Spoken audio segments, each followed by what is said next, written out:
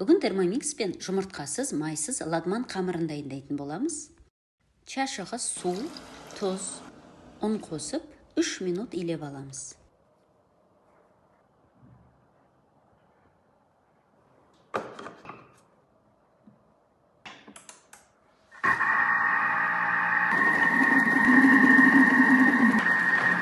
Дайын болды. Термомикс қамырды өте жақсы илейді. Қолмен илегенде нәтиже береді.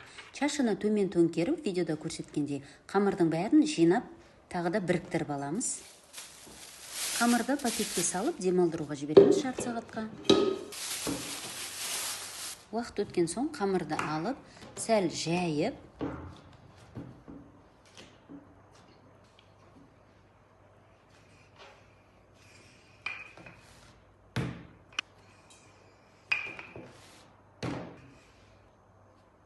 шетінен тураймыз.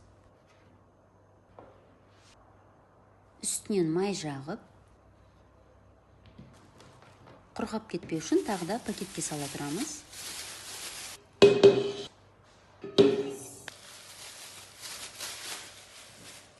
Енді әрбір бөлінген қамырды алып, біртіндеп өстіп қолмен созамыз. Табаны бір майлап жіберіп, өстіп созылған қамырды рулет қылып ораймыз. Басқаларымен де осылай қайталаймыз. Қамыр әдемі созылып жатыр, ешқандай да жыртылып жатқан жоқ, қолға жабысып жатқан жоқ.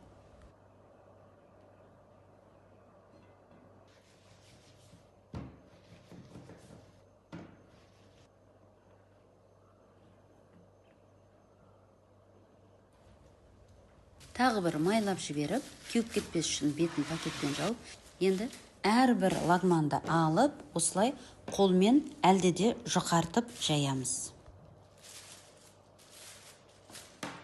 Осы уақытта су дайындай берсек болады. Ол үшін термомикс чашасына су құйып, тұз салып, 10 минут қайнатамыз.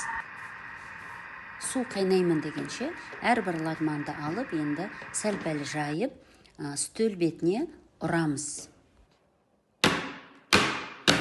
Үстелге соққан сайын лагманымыз әдемі созылып жатыр. Енді 2-3 бөліктен салып қайнатып аламыз. Міне осылай термомикс пен оп-оңай лагман қамыры дайын болды. Келесі видеода осы қамырмен лагман рецептісін дайындайтын боламыз.